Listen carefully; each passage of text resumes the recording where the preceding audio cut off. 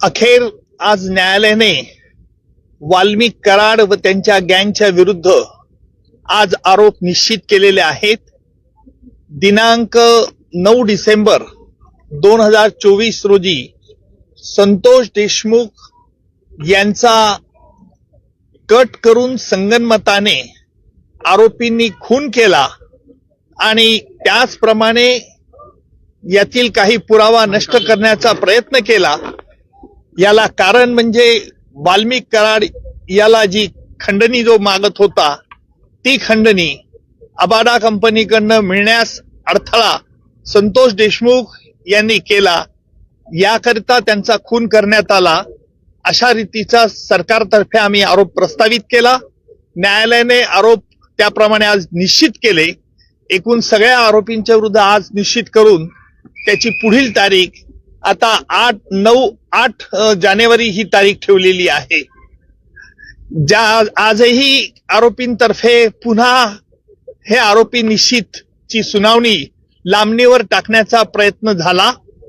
आरोपींनी या खटल्यामध्ये आतापर्यंत जे D2 ऑपरेशन केलं, ज्याप्रमाणे पाकिस्तानतर्फे K2 operation, K for Kashmir आणि K फॉर खलिस्तान असं केलं जात होतं, त्याचप्रमाणे आरोपींनी देखील या खटल्यात वेळोवेळी वेगवेगळे हातखंडे वापरून D2 operation, D for delay आणि डिरेल, उशीर करणं आणि खटला उलथून टाकण्याचे प्रयत्न होते।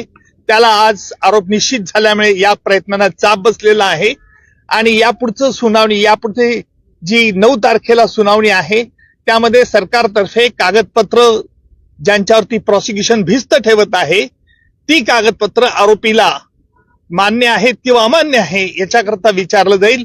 त्याच्यानंतर साक्षीदारांची यादी दिली जाईल आणि प्रत्यक्ष पुराव्याचं काम लवकरच सुरू होईल। आरोपींच्या वतीने वारंवार वकील बदलले जात होते, त्याबद्दल देखील आज कोर्टाने नाराजी व्यक्त केली, काय नेमकं? त्यालाच आम्ही आज आक्षेप घेतला की आरोपींतर्फे जे वेळोवेळी वकील बदलण्याचा त्यांना अधिकार आहे, नाही असं नाहीये, परंतु वेगवेगळ्या 30 कारणं ही पुन्हा पुन्हा न्यायालयापुढे मांडण्यात येत होती। म्हणून आम्ही न्यायालयाला विनंती केली की न्यायालयाने यापूर्वी देखील या त्यांच्या म्हणण्यावरती त्यांचं म्हणणं ऐकलेलं आहे, त्यामुळे न्यायालयाने यावरती निश्चित प्रकारचा आदेश द्यावा।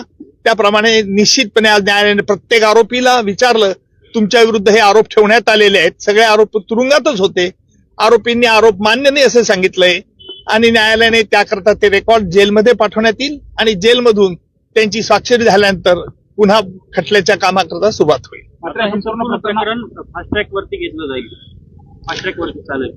आता आपण बघितलं असेल की आज आरोप निश्चित करण्याकरता किती महिने वेळ लागला। न्यायालयाला वेळ द्यावा लागतो कारण वेगवेगळ्या कायदेशीर बाबी हरकती घेऊन हा खटल्याबद्दल आरोपी लांबवण्याचा प्रयत्न करतात हे स्पष्ट होत होतं, परंतु कायद्यामुळे त्यांना संधी द्यावी लागते आणि म्हणून फास्ट ट्रॅक कोर्ट असो का स्लो ट्रॅक कोर्ट असो, परंतु खटला लवकरात लवकर चालवण्याचा प्रयत्न सरकारतर्फे होईल। मात्र मान्य कोर्टाबरोबरच हायकोर्टामध्ये देखील हे आरोपी गेलेले होते आणि तिथून देखील स्थगिती आणायचा प्रयत्न केला होता, ते मिळण्याच्या अनुषंगाने प्रयत्न करत होते। उच्च न्यायालयाने, माझ्या माहितीनुसार उच्च न्यायालयाने आरोपी निश्चितीसाठी कुठेही स्थगिती दिलेली नाही। त्यांनी काल तसा प्रयत्न उच्च न्यायालयात केला, उच्च न्यायालयाने त्यांना तोंडी नकार दिला होता। थँक्यू।